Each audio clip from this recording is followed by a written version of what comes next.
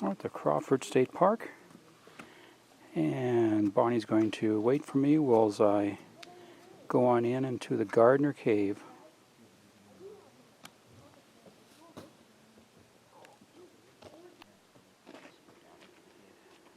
Well, it looks like this is the entrance to the cave.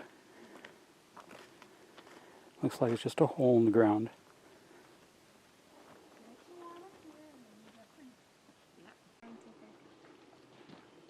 All waiting for our guide to come in.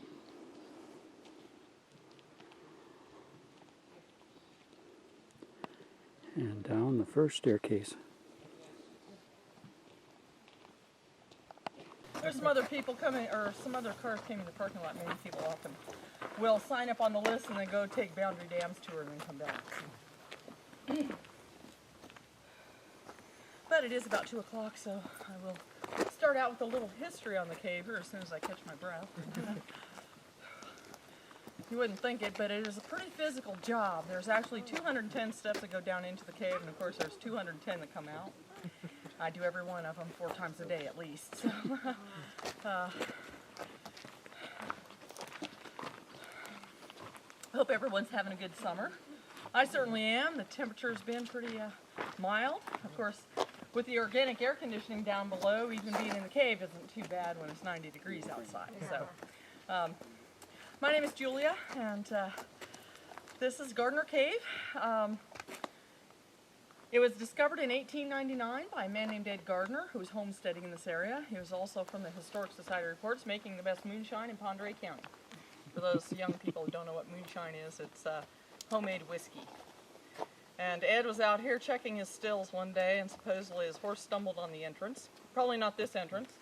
This is a sinkhole entrance, and if he had stumbled here with his horse, we would have found their carcasses at the bottom. And there is another small entrance over there toward the Canadian trailhead. I saw a couple of people who were actually sitting on that little ledge. There used to be a hole in there that you could actually crawl through at one time and access the cave from over there. And as you walk down this first stairway, you'll see that block second entrance down below as well. Now, of course, over the years, it has snowmelt has washed debris into it, and of course, it has tumbled down as well, so it's no longer accessible, and it is blocked off down below the stairs. Also, you're welcome to bring flash pictures or take flash pictures, and bring flashlights if you have them. You can peek in the dark corners, and of course, it is lighted down there, but it is very dim in many places. And of course, my name is Julia, and if you have any questions, don't hesitate to ask. I know a lot about the cave. This is my 3rd season here, so just ask anything you might like to know about the cave. I'll tell you some more things about how it was formed, and of course some other things about the features down below as well. And if I could have the last person through the gate just swing the gate closed, please. I would appreciate that, and we'll get started.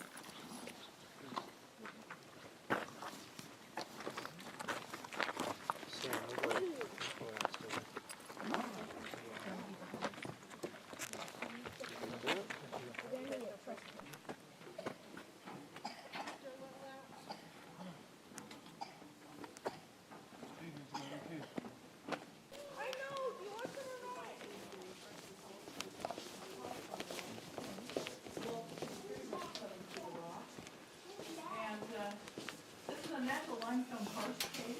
The limestone in here was put down about 500 million years ago in the bottom of an ancient sea. About 70 million years ago, with the upthrust of the Selkirk Mountains, all this limestone was deep in the earth, and as the San Juan plate subducted under the continental plate here, it pushed all this limestone up to the surface. Come on down!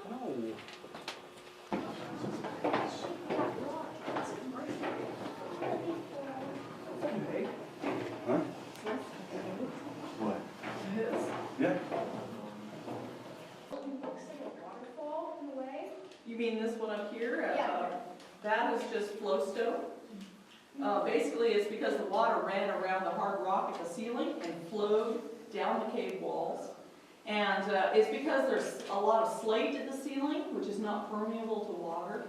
Slate is also sedimentary rock that was put down over the limestone in the ancient seabed to try and put some order into random formations. So if you see something different, it's because you are thinking in a much different way than I am.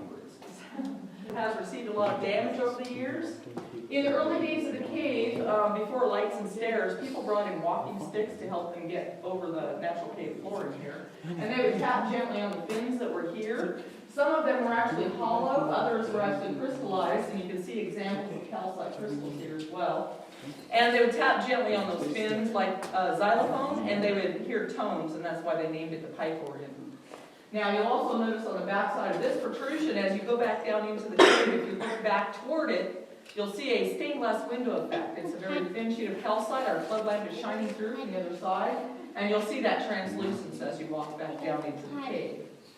You'll actually see water dripping. This entire wall in front of me is all flowstone put down over thousands of years, and it's actually created a false wall. You'll see the actual cave wall behind here. You may ask yourself why there is marble in a limestone cave. And limestone is sedimentary rock, but over time, in the right conditions, it metamorphosizes or transforms into marble, which is metamorphic rock. So limestone is its parent material. It's just the further transformation of limestone. And of course, you can see an example of that gray white streak marble. Now, if you were to stand off this portion of the wall where it's a big gray, it would be all crystallized underneath there. The interior temperature of any cave generally reflects the daily average outside temperature of the surrounding area. So our daily temperature on average is much colder than New Mexico. Do not touch the fresh calcite here. Don't touch it. But if you want to know what it feels like, it pretty much feels like wet rock. Because, of course, as the water evaporates, it's basically reconstituted limestone. So it is very fragile, though, to the oil in our hands. It will turn black if we touch it, so please be aware of that. On the back side of it is another pack rat nest. How tall are you?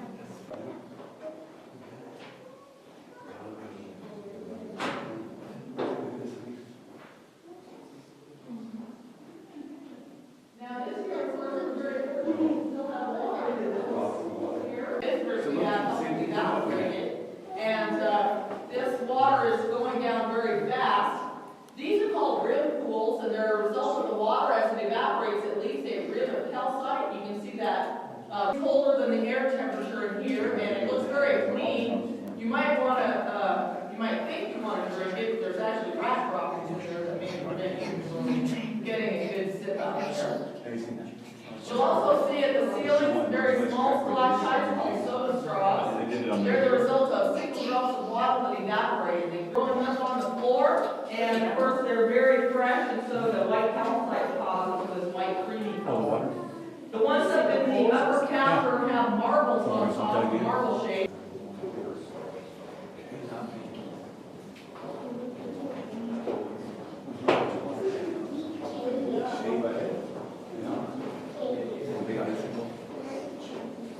Stalactite from the ceiling meeting a stalagmite from the floor.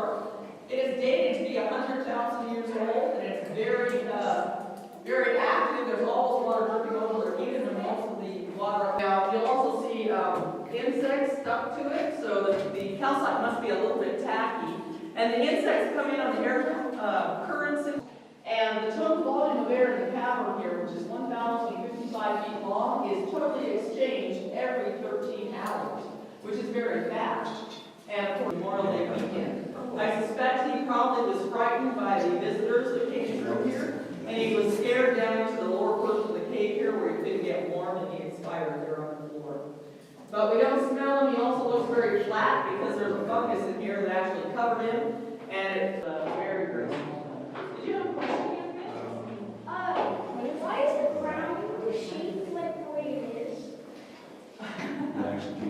Well, now, I talked to people that were here before stairs and lights, and one man said that there were spikes in the side of the cave walls that they had ropes onto, so they could get down the steep slope here. They actually had steps right in other places where the meltwater created other passageways. Now, here on the platform, you can see Larry the lizard. This is another calcite feature here. I wasn't down there by myself, but I was the only one crying and hyperventilating claustrophobia. Now, because I like to think I'm not afraid of anything, I actually went down about a month later to conquer my fear. And surveying the entire cave. Yes? Do you take tours down deep there? Not me. No, they generally don't give tours to the general public because, for one thing, you have to, at 39 degrees, you could become, I don't know if they give out permission very much, so. Are there any other questions? No more questions. Just the ledge. Sit down.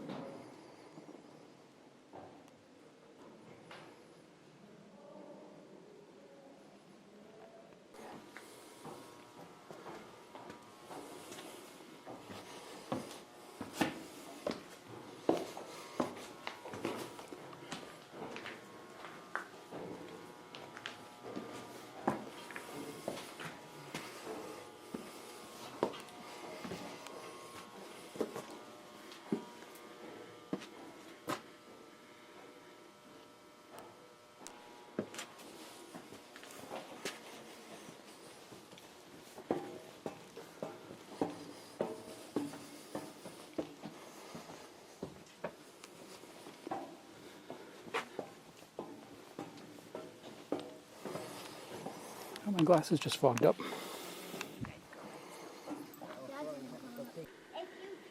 And it looks like people are starting to come out.